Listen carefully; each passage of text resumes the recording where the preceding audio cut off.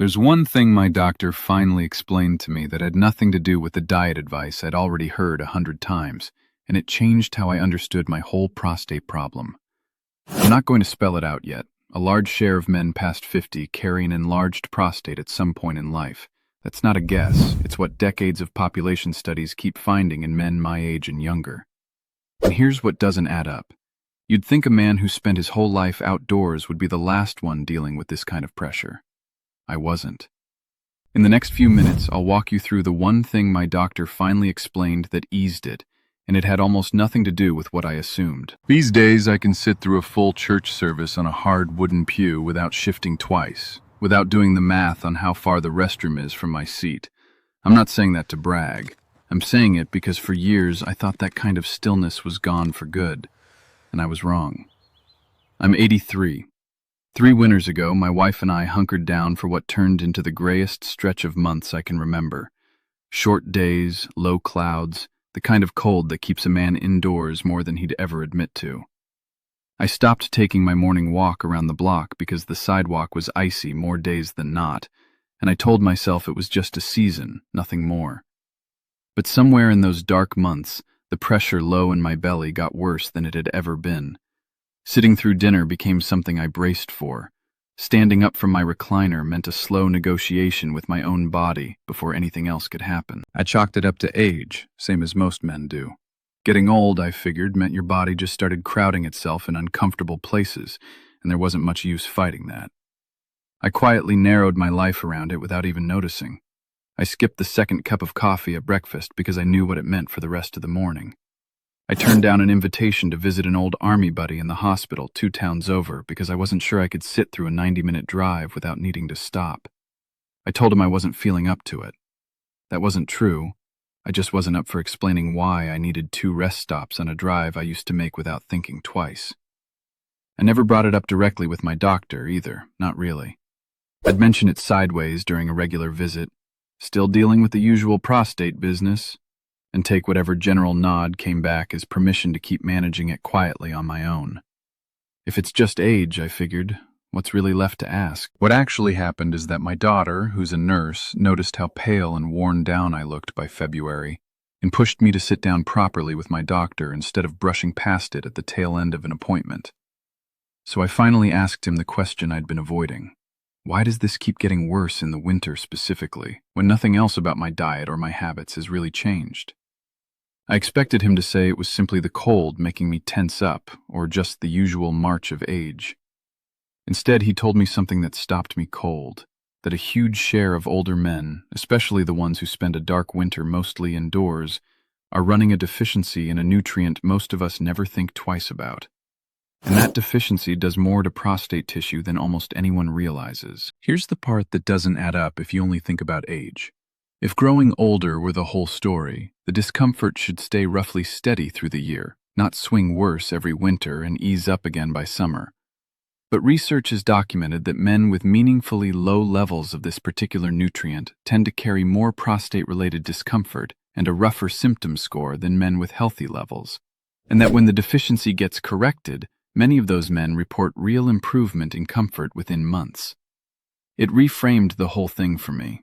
I'd been blaming a clock I had no control over, when a big piece of it was tied to something as simple as how much real sunlight my skin had seen in the last 4 months. He explained it to me in plainer terms than I expected from a man who normally talks in lab values. Think of that nutrient, he said, as a kind of maintenance crew for tissue throughout your body, prostate included, quietly managing inflammation, helping cells behave the way they're supposed to instead of crowding and swelling. When the crew is understaffed for months at a time, which is exactly what happens to a lot of older men every winter, tissue that's already prone to swelling gets less help keeping that swelling in check. He also told me this is exactly why so many men my age get frustrated when the standard advice barely touches their discomfort. They cut salt, they cut coffee, and the ache barely moves, because nobody ever pointed them toward the actual gap. I sat with that for a long while after he said it. All those years of vaguely blaming just getting older, and a real, correctable piece of it had been hiding in something as ordinary as how little sun my own skin had actually seen. For years, one number ran my life: the PSA.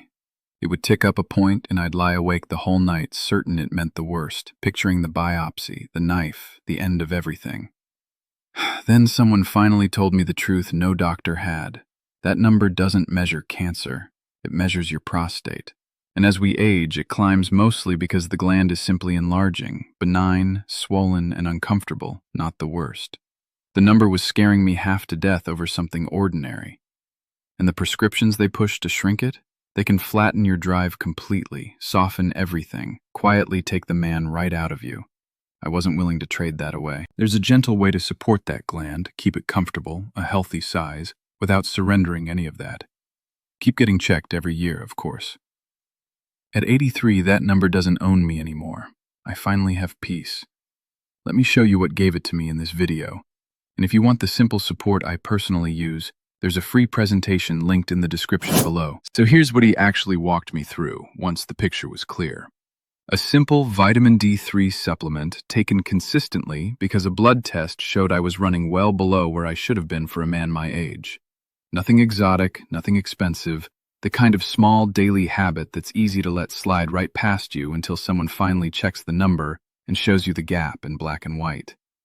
Research following men with documented low vitamin D levels found that correcting that deficiency over several months was associated with real improvement in prostate comfort and daily symptoms, not some dramatic transformation, but a steady, measurable easing that these men noticed in ordinary moments, sitting through a meal, getting through the night without so many trips to the bathroom. I built a small system around it because one supplement rarely carries the whole load by itself.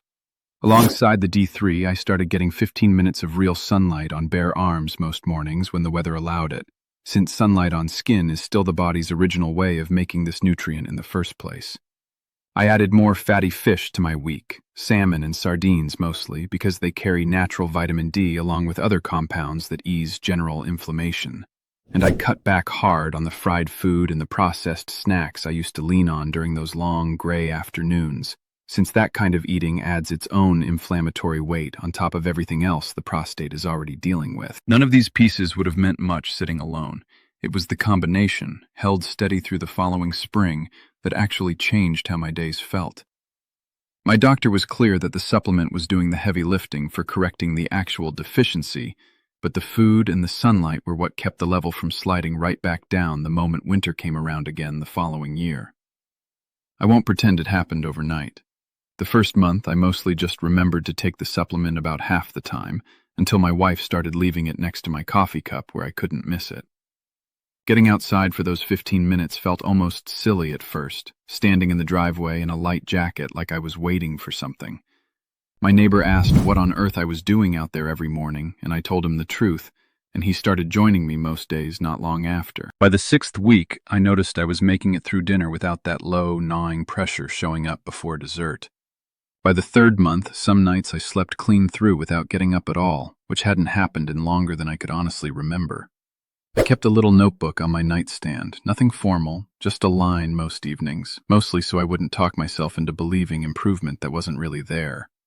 Reading back through those pages months later was what finally convinced me this wasn't wishful thinking. Last month, I helped my son-in-law carry porch furniture up 2 flights of stairs, 4 trips, no complaints, no sudden need to stop halfway and find a bathroom. You mentioned it before I did. I think about a man named Ruben, who wrote in after watching one of my earlier videos, 76, retired from 30-some years working nights at a warehouse, who told me his winters had turned into an endless cycle of dread around every family gathering, always mapping out the nearest restroom before he'd even sit down.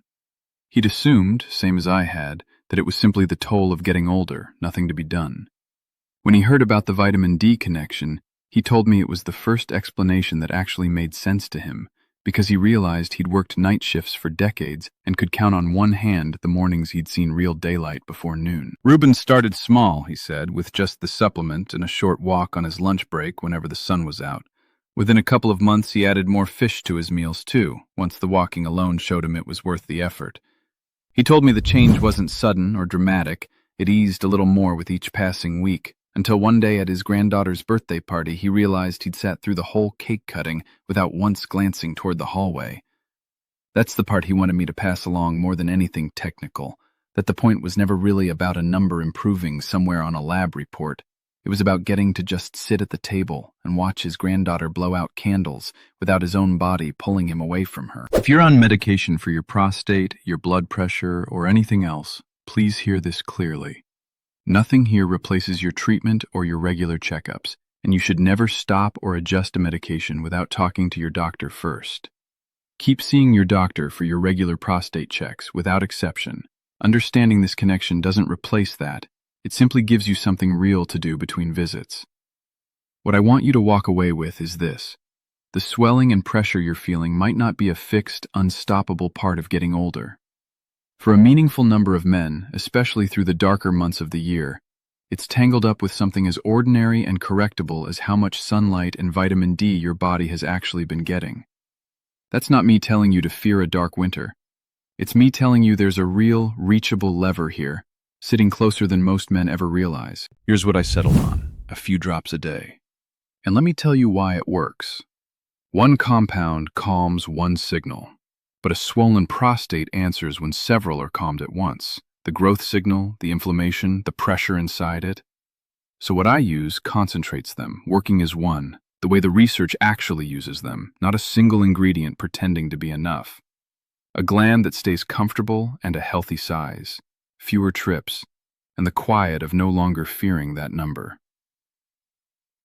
It leaves the man fully intact, none of that flattening the prescriptions can do. It's linked right under this video, go look for yourself. It won't replace your doctor or your yearly check. It supports the biology right alongside them. I'm 83, and that number doesn't own me anymore. I think about the man I was that gray winter, bracing before every meal, quietly assuming the pressure was simply the price of 83. And I think about the man I am now, standing in the driveway most mornings with my face turned toward whatever sun there is, not out of some vague sense that it's good for me, but because it genuinely eases something real. That's the difference. It's not a miracle, just finally understanding what my own body had been asking for all along. If a season of the year has ever made your own discomfort noticeably worse, tell me about it in the comments. I read every single one myself. And if this kind of plain, honest explanation is useful to you, go ahead and subscribe. There's more of this coming every week.